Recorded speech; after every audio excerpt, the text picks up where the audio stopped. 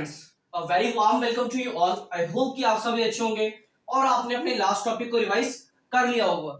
आज हम कंटिन्यू करेंगे हमारा लास्ट टॉपिक। इस चैप्टर का ये लास्ट टॉपिक होने वाला है। तो देखते हैं soil and crops. Last video में हमने देखा था कि अलग अलग सॉइल के अंदर अलग अलग क्रॉप्स को उगाते हैं।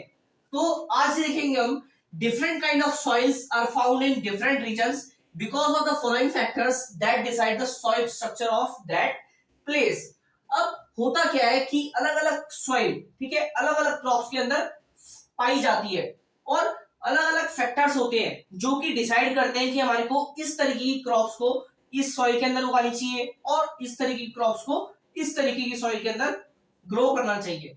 तो कुछ फैक्टर्स आते हैं जैसे टेम्परेचर, की टेम्परेचर कैसा है, ह्यूमिडिटी कैसी है, सनलाइट कैसी है, रेनफॉल, विंड्स।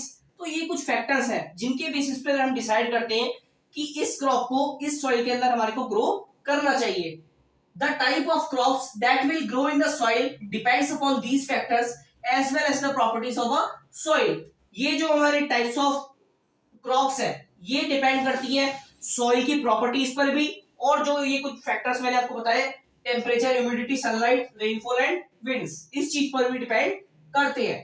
अब एग्जांपल देख लेते हैं इसके, ठीक है, एग्जांपल से और अच्छे से समझ आएगा। सैंडी सॉइल, सैंडी सॉइल के अंदर पोटैटो, कॉर्न, पेपर्स, ये सारी चीजों को हम ग्रो कर सकते हैं। ये एग्जांपल्स हैं, ठीक है, ऐसा नहीं कि खाली इतनी चीजों को हम ग्रो कर सकते हैं, और भी बहुत सारी चीजें इस सॉइल में हम ग्रो कर सकते हैं। नेक्स्ट क्लेई सॉइल, इसके अंदर स्प्राउट्स, ब्रोकली, बीन्स, कैबेज, ये सारी चीजें भी हम ग्रो कर सकते हैं। लोमी सॉइल की बात करते हैं तो एप्पल्स, कैरेट्स, कुकुम्बर, टोमेटोज, इन सारी चीजों को हम ग्रो कर सकते हैं। अब इसको समझने का मतलब ये है कि ये जो सारी सॉइल के नाम मैंने बताए और आपको इसके एग्जांपल्स बताए, तो खाली जैसे एप्पल की बात करते हैं तो एप्पल को ऐसा नहीं कि हम क्ले या फिर सैंडी सॉइल में ग्रो करें तो उसमें वो ग्रो नहीं होगी। अगर इसका रिक्वायरमेंट लोमी सॉइल है तो ये लोमी सॉइल में भी ग्रो होगी, हम इसको किसी और सॉइल में ग्रो नहीं कर सकते, ठीक है। तो अलग अलग टाइप्स ऑफ सॉइल के लिए अलग अलग फैक्टर्स और उनकी प्रॉपर्टीज मैटर करती हैं। नेक्स्ट टॉपिक हम कंटिन्यू करते हैं, सॉइल इरोजन, ठीक है। ये हमारा सबसे इंपॉर्टेंट टॉपिक होने वाला है। सॉइल इरोजन आप सभी को जनरली पता होगा कि सॉइल का खराब होना, ठीक है, लेकिन एक्चुअली आज देखते हैं कि होता क्या है। When the top layer of soil gets removed, it is called soil erosion। जब क्या होता है, हमने लास्ट वीडियो में देखा था लेयर्स ऑफ सॉइल, जब पढ़ा था हमने, तो फर्स्ट लेयर हमने बात करी थी, वो क्या थी, हमारी टॉप मोस्ट लेयर। जब हमारी जो टॉप लेयर है उसकी जो सॉइल रिमूव हो जाती है उसी को बोलते हैं हम सॉइल इरोजन, ठीक है। हमारी टॉप लेयर ऑफ सॉइल का रिमूव होना उसी को बोलते हैं हम सॉइल इरोजन। सेकंड पॉइंट पे चलते हैं।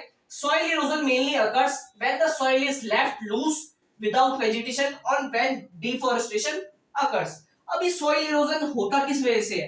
ये जब होता है या तो हमने अपनी soil को ऐसी लूज छोड़ दिया हो, ठीक है, उसमें हम कुछ भी नहीं कर रहे, कोई वेजिटेशन नहीं कर रहे, एक तो ये रीजन हो सकता है। सेकंड रीजन क्या हो सकता है, डिफॉरेस्टेशन, ठीक है, हम पेड़ों की कटाई कर रहे हैं, उसकी वजह से क्या होता है, हमारी सॉइल की टॉप लेयर होती है वो रिमूव हो जाती है। अब ऐसा नहीं कि हमारे पास ये दो ही रीजन है जिनकी वजह से हमारी सॉइल इरोजन होता है।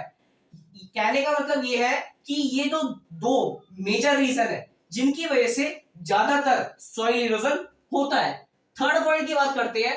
इन such a situation strong winds and flowing water और rain water takes away the top soil and therefore decrease in quality.